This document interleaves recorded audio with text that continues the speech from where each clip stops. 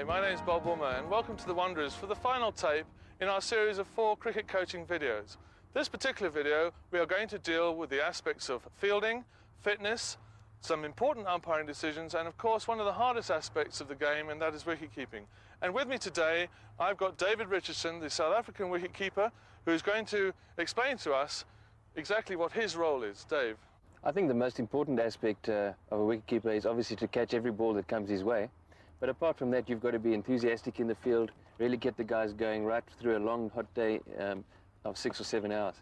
And then the other secondary aspects of a wicketkeeper, you've got to make sure that you're in a position to advise your captain on tactics, how the ball is swinging, if it is swinging at all, if it's spinning, who's bowling well, are we bowling the right line, etc. Right. And if you're going to teach a youngster to keep wickets, where does he have to start? What's the hardest part? I think the most difficult part of keeping, and it takes a lot of experience, is keeping to the spinners, standing right up to the wickets.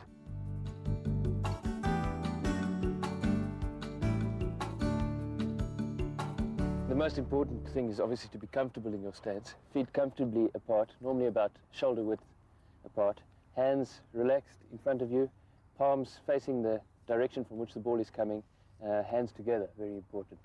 You see some youngsters start by standing behind the stumps because they're a bit worried about the ball going down the leg side. How do you react to that?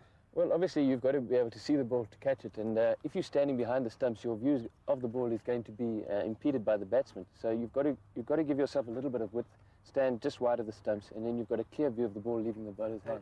Some batsmen pick the bat up crooked, and does that affect your eye line? And if it does, what do you do about it? It's quite a problem sometimes. Quite a few batsmen lift the bat up almost directly level with your eyes, and then all I try and do is really either just go a little bit lower or maybe just stretch a little bit above or even go a little bit wider. Okay, so let's go through that again, those points.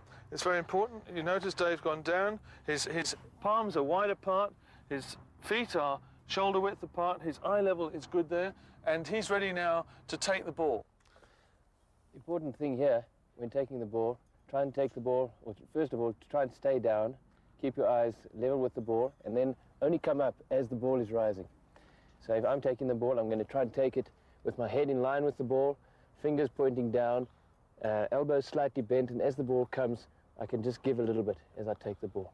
So it's from the stance, there, head in line, taking the ball. Now if the ball keeps low, Dave, you know, some wickets are worse than others. If the ball keeps low, how do you cope with that situation? Well, you've got to really concentrate then on making sure that you keep your head down, staying down right to the last minute as it pitches, only starting to come up with your hands. Okay. Keep your hands low and then come up with the level of the ball. Right. Now the other thing that's always intrigued me is how do wicketkeepers stop the ball down the leg side? You know, the batsman's in the way and the ball's going down the leg side, and it seems to me it must be 4 byes all the time. So Dave, you know, talk us through that. That's probably the most difficult aspect of wicket keeping, taking the ball down the leg side, because it's going to disappear from view for a fraction of a second as it goes past the batsman, depending on his size. But what I think the most important thing is to do good footwork. Again, keep the hands low, get your feet across, but also try and get your head across first so that you can give yourself the best opportunity of seeing the ball early. So get your head across early, get your feet going nicely, keeping your hands low, and then also being able to ride with the ball if it should bounce more than you expect. I noticed that your back foot there has gone back away from the stumps. Why is that? Yeah, I think obviously you must be close enough that if you take the ball, you can still reach the stumps. But if you shut yourself up like this and the ball bounces, you're jammed in. You've got no room to move. So the idea is just to keep your foot open a little bit, or keep your chest open, so that you can ride with the bouncing ball. Okay, that's good. Okay, let's see Dave demonstrate that in the middle. Remember the wicketkeeper's motto: every ball is mine. Hands together, eyes level, feet shoulder width apart. Move your head into line with the ball and take it as it rises.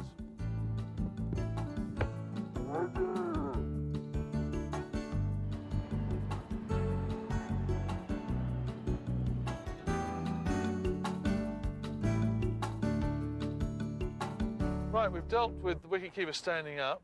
Now we're going to deal with the wicketkeeper standing back. Dave, what's the basic difference between standing up and standing back? Well, standing up, obviously the most important is just taking the ball correctly. Standing back, you're looking to be more like a goalkeeper, to cover as much ground as you can, diving to your right, down the leg side. And how far do you stand back? A lot will depend on the pace of the bowler and the bounce of the wicket. I always try and stand back far enough that I've got enough reaction time, number one, and then also try and take the ball as it's starting its downward movement. Okay, so what we're looking for here is the pace of the bowler, the bounce of the pitch, and you're actually going to take the ball on its way down. Yeah, obviously, ideally, I'd like to take the ball around about knee height, but you're going to play on some wickets which don't get up much higher than ankle height, and then you're going to be, it'll be more difficult and you'll have to stand closer. Now, if it's a right arm over bowler, how wide would you look to stand with the batsman there? Would you look to stand wide to get the outside edges? Or well, again, obviously the basis is making sure you've got a clear view of the ball as it leaves the bowler's hand. But I think what is quite nice is to try and stand as close as you can to the stumps so that you can cover the leg side. You've got the slips to help you on the offside, and also you can then maybe reach the inside edge easier than if you were standing wide. Okay, so there we are. We've got the keeper standing slightly closer to the right arm over the wicket. What about the left arm going across the batsman, left arm over the wicket? You're going to have to move a couple of steps to your right or towards the offside, simply because he's bowling from a much different angle, and you're not going to be able to see the ball. It's going to again be obscured by the batsman if you stood in the same place. Right. Right arm over the wicket, Dave. Left-handed batsman. Same principles, or? Exactly same principles. Right arm over the wicket, you're going to go a little bit wider. If he's coming around the wicket, you can stand straighter again. Okay. Now, where do you actually look to take the ball? I find what I try and do is always take the ball slightly on my inside, almost in line with it would on the offside on my left foot. So if I can get my body just outside the ball, if it gives me an extra half a metre, should he nick it, and I can maybe don't have to dive. Right. And what about the ball that Alan Donald or Brett Schultz really coming through?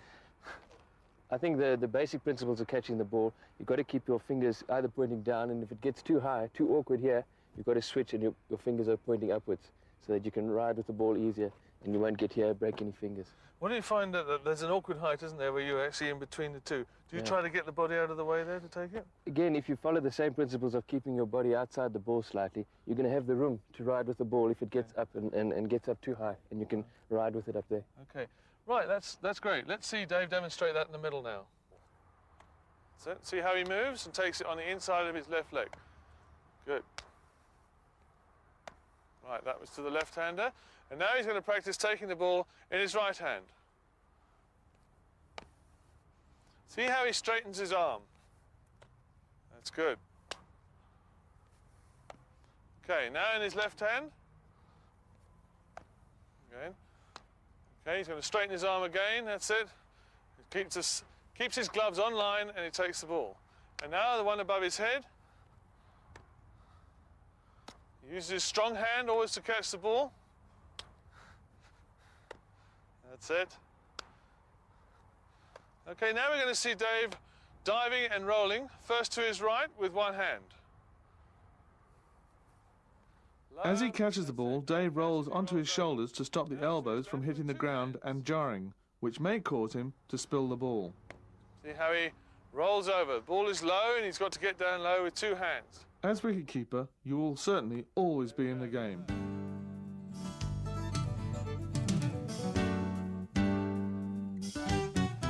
As you heard Dave say earlier, it's very important for him to catch the ball cleanly.